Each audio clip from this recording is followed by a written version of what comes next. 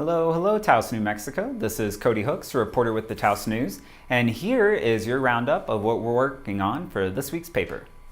First off in the news, we have another story this week on the ongoing tensions around vendors, traffic, and pedestrian safety at the Rio Grande Gorge Bridge on U.S. Highway 64.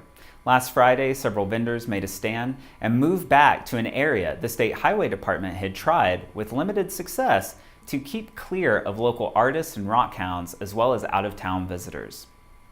Reporter Jesse Moya takes a look at the first week of school here in Taos County, how that went and what folks are looking forward to in the year to come.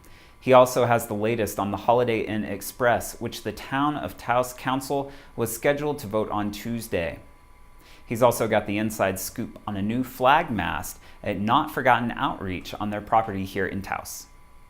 In other news, John Miller writes about a partnership between two concerned New Mexico residents and New Mexicans to prevent gun violence, a Santa Fe-based nonprofit that has given rise to a new initiative, The Face of Gun Violence.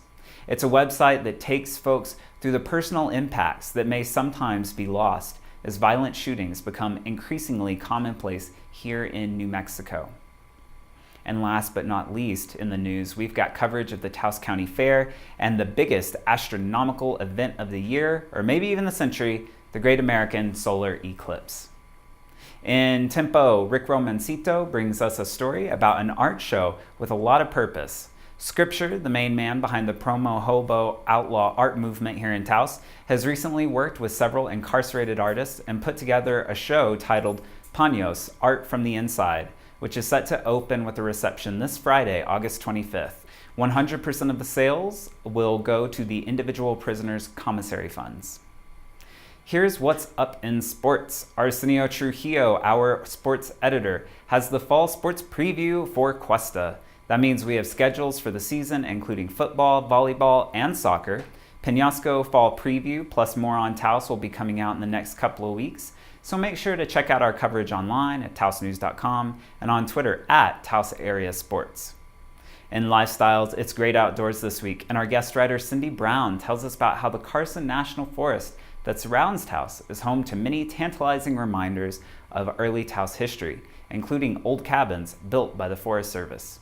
This summer, with the aid of volunteers, the Forest Service is undertaking major repairs to two structures: the Hondo Cabin, built 100 years ago along the Rio Hondo and the Taos Ski Valley Road, and the Baldy Cabin in the Latier Wilderness near Heart Lake. And in the weather, it looks like we've got highs broaching the 80s and scattered thunderstorms through the weekend. So watch out for that if you're planning on getting out and about. And as for the upcoming astrology, just know that the impacts of the solar eclipse are not over. Those will play out for years to come, which may or may not align with the political cycles in this country. We'll see. Also, watch out as the sun moves into Virgo, Venus moves over into Leo, and Saturn stations direct out of its retrograde cycle. And that'll do it, Taos. Those are the high notes, but as always, there's even more in Thursday's edition of your community newspaper. Bueno, bye.